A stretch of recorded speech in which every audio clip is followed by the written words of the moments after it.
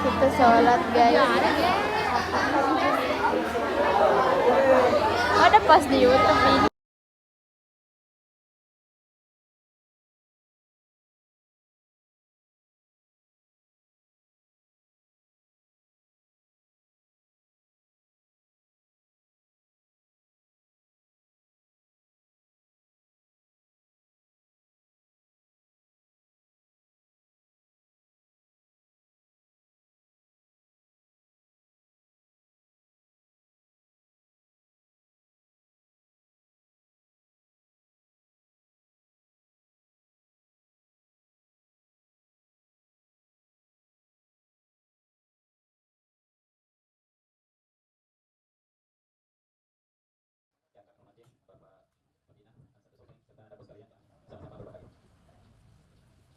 Baik, saya berikan apresiasi luar biasa menjelang pelaksanaan PK dan insya Allah akan dilaksanakan pada hari Senin tanggal 3 sampai tanggal 4.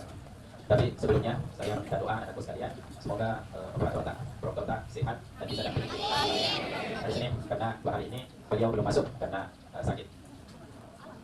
Kegiatan hari ini semoga ini menjadi sebuah langkah awal menuju masa depan, tetapi masih ada yang belum serius melaksanakan kegiatan ini, ya.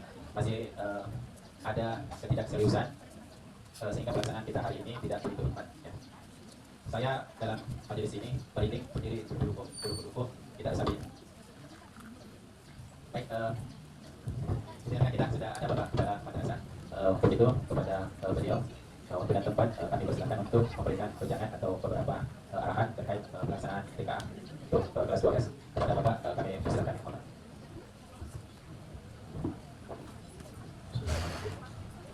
Assalamualaikum warahmatullahi wabarakatuh. Waalaikumsalam warahmatullahi wabarakatuh. Alhamdulillah, wassalamu ala rasulillah wa ala alihi wasallam wa ala mabad. Allahumma ala tiba karim wa sallallahu alaihi wa sallam. Bismillahirrahmanirrahim. Iqra bismillahirrahmanirrahim. Khalaq khalaqal insana min 'alaq. Iqra rabbukal akram alladzi 'allama bil qalam 'allama al insana ma lam ya'lam. Subhanallahu alladzi wa la syakirin wa syakirin. Alhamdulillahi rabbil alamin. Kita hormati kita muliakan Bapak Kamal Kurikulum, teman pembina, hadir Pak Sunati, teman ibu sekalian, alhamdulillah. Dan saya banggakan mencintai menantu, insyaallah seorang sosok yang hebat, insyaallah.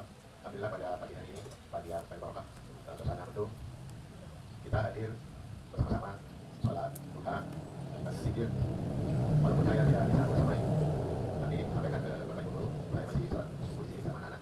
Tadi yang hadir sudah diberikan tips, diberikan santapan rohani pagi. Jadi kalau ada anak-anak saya datang ke sekolah, maka dari jam berbulan, saya pulangnya jam 6 pagi, berbulan di sekolah. Karena ini menjadi tanggung jawab.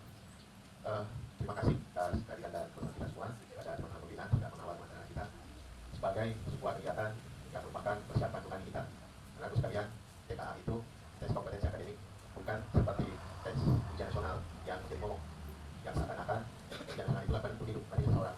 Dulu, anak itu jelang ujian nasional itu stres bukan main. Kalau dilihat secara fisik, memang ini sangat menakutkan UN. Tetapi TKA itu jangan biasa juga, ya.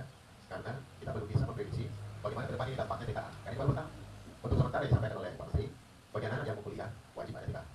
Kalau tidak kuliah, tidak ada masalah, tidak problem. Ya. Tapi yang dikhawatirkan, siapa tahu nanti yang mau jadi tentara, mau jadi polisi juga ini tadi. Siapa tahu nanti yang mau kerja di perusahaan kita juga itunya. Ya. Di Jawa sekarang ini, setelah kasus yang kemarin anak-anak merokok di sekolah, ditampar sama sekolah, itu di Indonesia. Apakah sepakat kalau kita ada pembiaran ketika ada melanggar? Ada sepakat. Ya. Sampai kemudian banyak orang tuh bicara, lahirlah MOU antara Kemendikbudristek dengan Polri bahwa dalam rangka penertiban anak di sekolah tidak apa-apa diberikan sanksi. Ya. Dan itu dijamin oleh undang-undang. Dalam rangka mendisiplinkan siswa mau dicubit, ya, itu tidak masalah. Kalau dulu nanti diancam, bisa lebih. Karena pendidikan itu bukan cuma bagi dirinya. Kalau di Cina anak sekali lebih keras. Kapan kau sudah di blacklist oleh sekolah, nama betul terkata, tidak ada yang terima. Jadi juga boleh Jawa Barat itu goyang.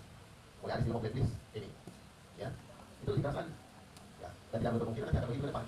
Peran guru kita menentukan kalau sudah ada catatan dari BK akan di-share datanya secara online, dicari apa masalah kalau ditemukan bahwa termasuk masuk blacklist daftar kita namanya tidak ada dari mau masuk kuliah ditolak, mau daftar ditolak dari perusahaan tidak ada.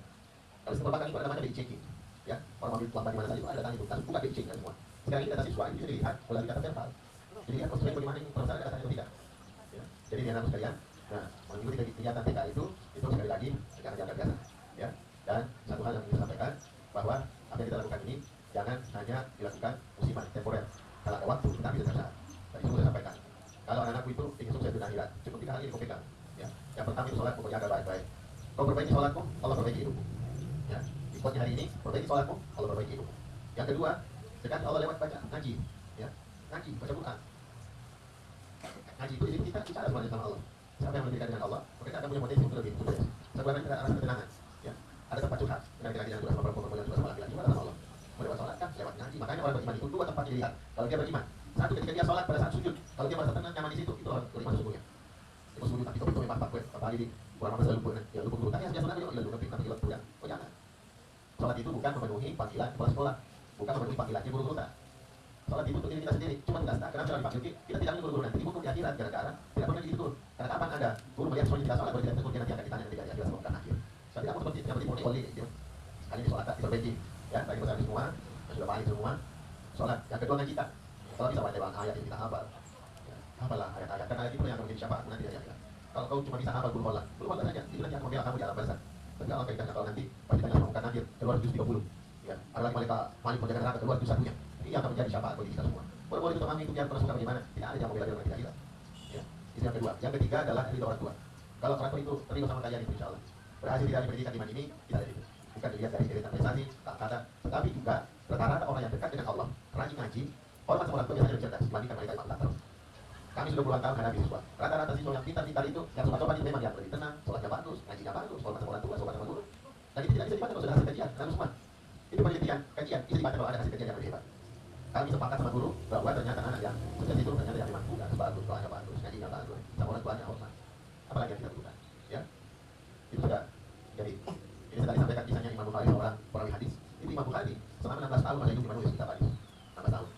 Lahir dalam keadaan cacat, tidak bisa melihat, dan sudah diponis oleh dokter tidak ada harapan untuk melihat. Tapi tidak ada yang mustahil bagi Allah.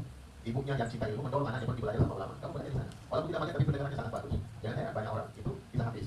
Profesor Syihab yang kunci di Mesir itu profesor ahli hadis 3 ketika yang buta. Tetapi dia bisa hafal Quran bahkan ahli tafsir. Ibunya Imam Bukhari selalu mendoakan anaknya. Ya. Dia selalu sebut ya Bashir wa yang maha melihat. Makanya kita sampaikan tadi, Allah itu punya 99 nama. Kau butuh apa? Tidak kau sebut. Ya. Kau kaya? Ya Bani. Kau sakit? Ya Syafi. Ya Syafi anta Syafi. La syifa illa anta. Tidak ada doa dengan menyebut nama Allah. Ibu Imam Bukhari itu doa. Nyebut ya Allah, kau yang maha kau yang akan.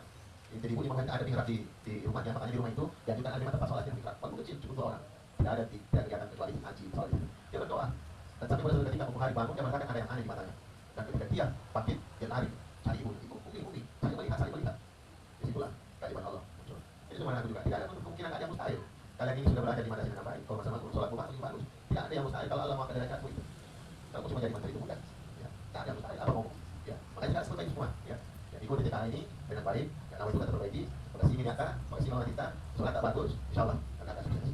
Ya, mudah-mudahan berkat kita semua dan Allah senantiasa mengingatkan langkah kita memudahkan. Kalian itu kalau level pendidikan agama sampai di level aliyah SMA sudah cukup. Karena nanti terserah mau kuliah di mana terserah. Yang penting itu 3 hal. Kapan dan di mana pun. Ya, setiap keadaan. Tapi itu sholat. Jangan ditinggal. Yang kedua, sibuk apapun dan aku jangan pernah tinggalkan ngaji. Sudah ada KPK. Kami sholat maghrib yang 3 ayat. Yang ketiga, hormat sama orang tua. Kita ada yang.